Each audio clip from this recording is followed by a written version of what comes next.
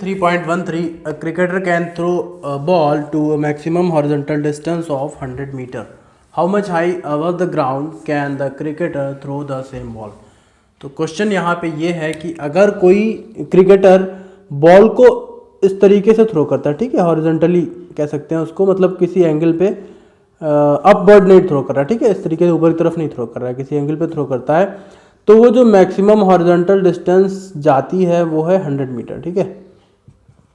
Maximum horizontal distance कितनी cover कर देता है बॉल? 100 मीटर की। तो यहाँ पे जो इम्पॉर्टेंट बात ये है कि अगर बॉलर वो जो क्रिकेटर है इस तरीके से बॉल को फेंक रहा है तो वो एक प्रोजेक्टाइल मोशन कर रही है, ठीक है। प्रोजेक्टाइल मोशन में एक इसकी मैक्सिमम हाइट होती है और एक रेंज होती है, रेंज दे रखी है। तो आगे का जो क्वेश्चन है, how much high above the ground can the cricketer throw the same ball. तो यानी कि इसका मतलब ये है कि यहाँ पे हमको ये वाला एच कैलकुलेट नहीं करना कि कितना हाई वो क्रिकेटर उस सेम बॉल को थ्रो करेगा, ठीक है। वैसे ये कंफ्यूजन यहाँ पे ये होता है कि ये बॉलर ने इस तरीके से रेंज कवर की है, क्रिकेटर ने 100 मीटर की रेंज तक एक बॉल को थ्रो किया है प्रोजेक्टाइल मोशन के थ्रू, तो उसी की हम मैक्सिमम हाइट निकाल लेंगे यहाँ से। अभी नेक्स्ट हम आर मैक्स दे ही रखा है, R max equals to 100 metre, और यहाँ से हम इसकी वेलोसिटी यू जो है कैलकुलेट करके एच निकाल सकते हैं, you square sine square theta upon 2g से। बट यहाँ पे कंडीशन को डिफरेंट है। पहले तो हमसे कहा गया cricketer can throw a ball to a maximum horizontal distance of 100 metre, मतलब अगर कोई क्रिकेटर किसी थीटा एंगल पे बॉल को थ्रो करता है तब वो 100 मीटर जाती है। तो अगर वही उस बॉल को वर्टिकली थ्रो करेगा तो फिर वो कहाँ तक जाएगी, वो हाइट हमें कैलकुलेट करनी है, ठीक है। वर्टिकली जब थ्रो करेगा तो यानी कि यहाँ से हम u कैलकुलेट करेंगे, आर मैक्स दे रखा है, और फिर h ये वाला निकालेंगे। मोशन अंडर ग्रेविटी के थ्रू जो हाइट निकलती है उसके डिफरेंट फार्मूले होते हैं, V square equals to you square plus 2gh से निकाल लेंगे। सो ये वाला h प्रोजेक्टाइल मोशन वाला नहीं निकलेगा, मोशन अंडर ग्रेविटी में जो अपवर्ड मोशन होता है उसके थ्रू जो हाइट आएगी वो निकालनी है, ठीक है। तो अब हम इसको सॉल्व करेंगे। आर मैक्स दे रखा है हमको, मैक्सिमम जो रेंज है वो कितनी दे रखी है, 100 मीटर। अच्छा, मैक्सिमम रेंज कब होती है? जब थीटा क्या होता है, 45 होता है, ठीक है। तो आर का जो प्रोजेक्टाइल मोशन में जो रेंज का फॉर्मूला होता है वो होता है R equals to you square sine 2 theta upon g, ठीक है, साइन 2 थीटा अपॉन जी। अच्छा, रेंज मैक्सिमम तब होती है जब थीटा इक्वल्स टू क्या होता है, 45 डिग्री। थीटा 45 होगा तो यहाँ पे 2 थीटा कितना हो जाएगा, 90, तो साइन 90 की वैल्यू होती है 1। तो आर मैक्स डायरेक्टली लिख सकते हैं, R max equals to you square upon जी।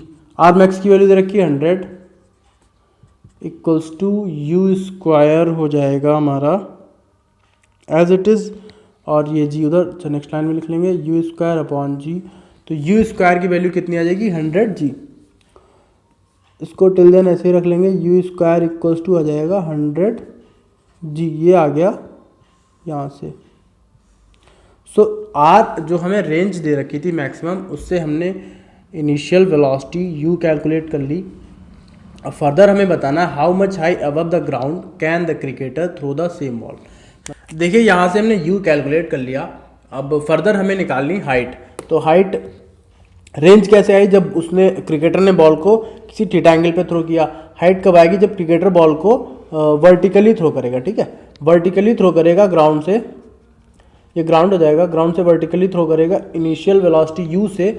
और मैक्सिमम हाइट कब आएगी, जब बॉल किसी एक पॉइंट पे पहुंच के उसकी फाइनल वेलोसिटी हो जाएगी 0, तब वो मैक्सिमम हाइट पे पहुंच जाएगी, और उसी को हमें कैलकुलेट करना है। फर्दर होगा क्या, बॉल वहाँ से फिर उसकी जब फाइनल वेलोसिटी 0 हो जाएगी, वहाँ से बॉल वापस आना शुरू कर देगी और ग्राउंड पे हिट करेगी आके। ये एक नेक्स्ट फर्दर केस है, बट हमें यहीं तक की वैल्यू चाहिए कि मैक्सिमम हाइट तक बॉल पहुँच जाए, उस हाइट को हमें कैलकुलेट करना है with the help of this initial velocity, ठीक है।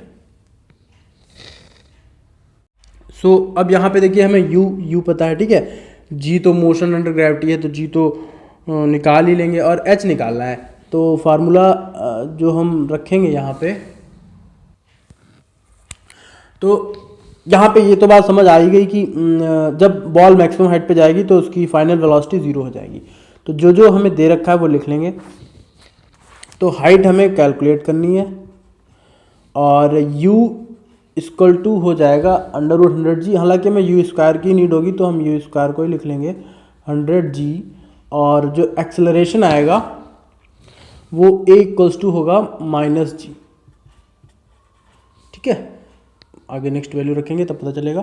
एंड तो h दे रखा है, u दे रखा है, a दे रखा है, तो कौन सा फॉर्मूला यहाँ पे यूज़ करेंगे, v square equals to you square plus का 2as, ठीक है। अब v की वैल्यू क्या आ जाएगी, 0 हो जाएगी, ठीक है। फाइनल वेलोसिटी यहाँ पे लिखा नहीं लिख सकते थे, v इक्वल्स टू 0, ठीक है। फाइनल वेलोसिटी क्या आ जाएगी, 0 आ जाएगी।